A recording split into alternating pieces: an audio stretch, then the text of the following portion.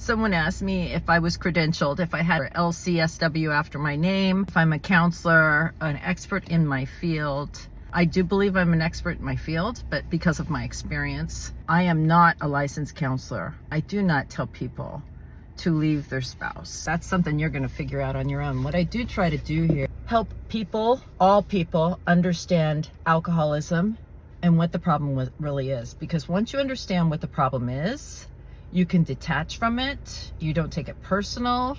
You can learn how to deal with it if you are a loved one. And if you are the person suffering, if you understand what's wrong with you, the solution makes more sense. It's so much easier to stay sober once you know what the problem is. I have talked about, if you've decided you want someone to leave, how do you get them out?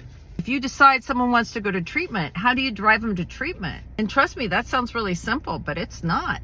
They'll jump out of the car at the red light and take off running. They could go into the DTs while you're driving, if you're driving a distance. So I have a lot of information about how to safely deal with alcoholism and addiction for both the sufferer and the people around who are also suffering. I appreciate the comment about, I shouldn't be saying anything because I don't have a designation.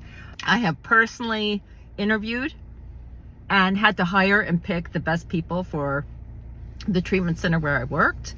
And I will tell you that a lot of them don't know anything about alcoholism. They know what's taught out of the book. And if everything that was out of the book was good information and accurate, we wouldn't have the problems we're having.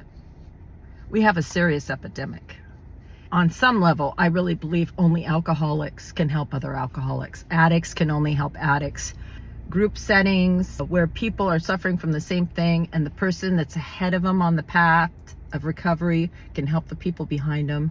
I think that's the best way to go. Even if it's a eating disorder, cutting, whatever it is, there's a trust and an understanding that comes from someone that has the illness.